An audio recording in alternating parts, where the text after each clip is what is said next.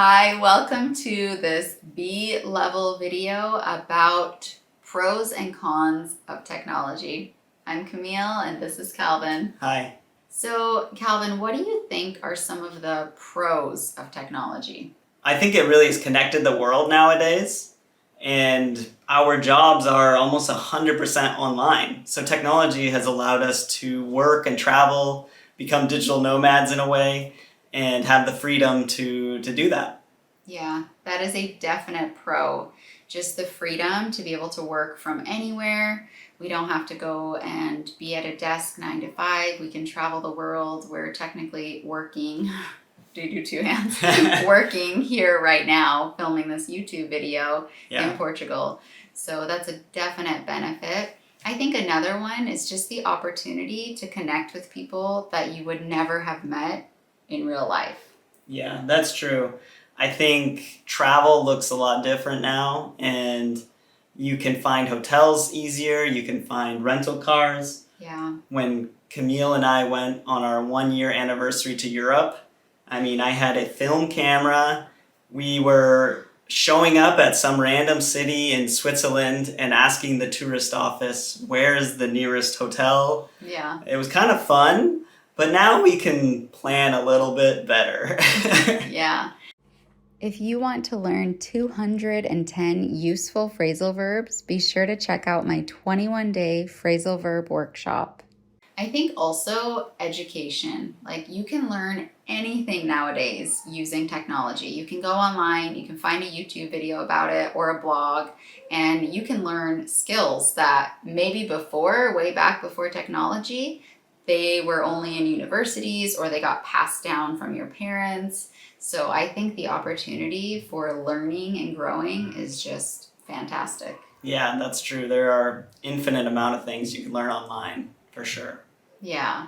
Well, let's transition a little into the cons of technology. What are some of the negative things that come with technology?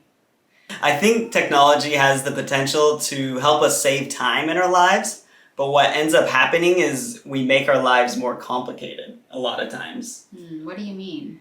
Like, for instance, my son wanted to create a video with his tablet, but then all of a sudden he had too much stuff on his tablet, and so I had to spend however long to try and clear up his hard drive and just to get him to do this video. And so it actually, in a way, wasted my time. I could have been working or doing some other thing. Yeah.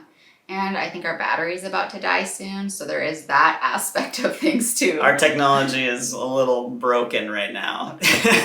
Yeah. Well, I think people can spend a lot of time on technology, especially social media, just scrolling like this and losing a lot of their time. I think statistics for people being depressed or feeling lonely or suicidal have skyrocketed since social media has come about. So in that aspect of things, I think it can be a problem and definitely a con. Yes.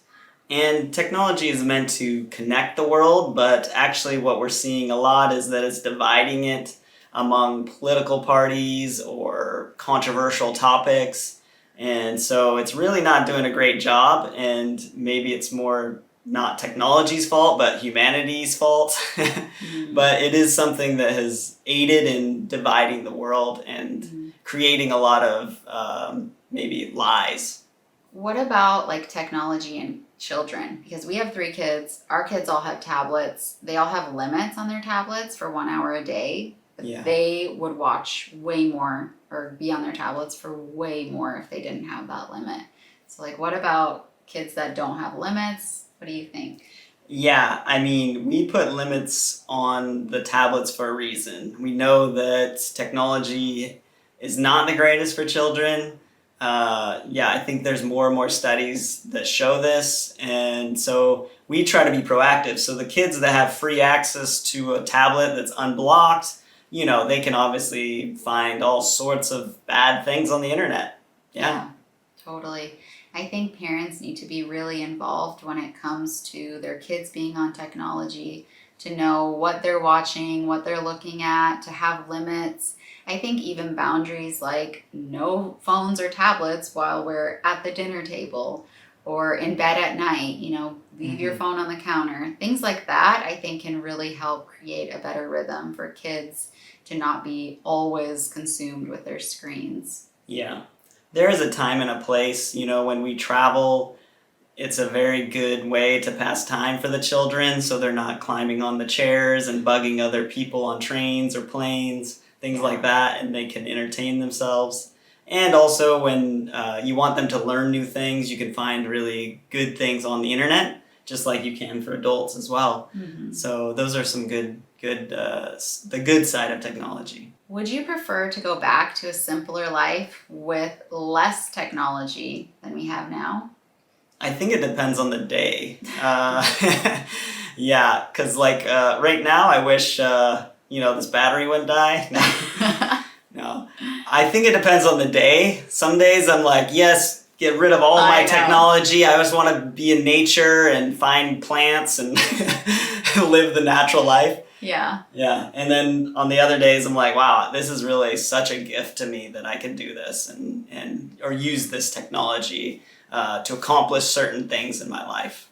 Yeah, totally. I go back and forth. Some days I'm like, I don't want to feel like I have to just always be posting and on social media because it's my job. And I just want to be, done. But then other days I'm like, no, this is amazing. The doors that technology has opened for me to have this job, I don't think I'd want to go back. Thanks so much for joining this conversation with us. Until next time. Bye. Bye.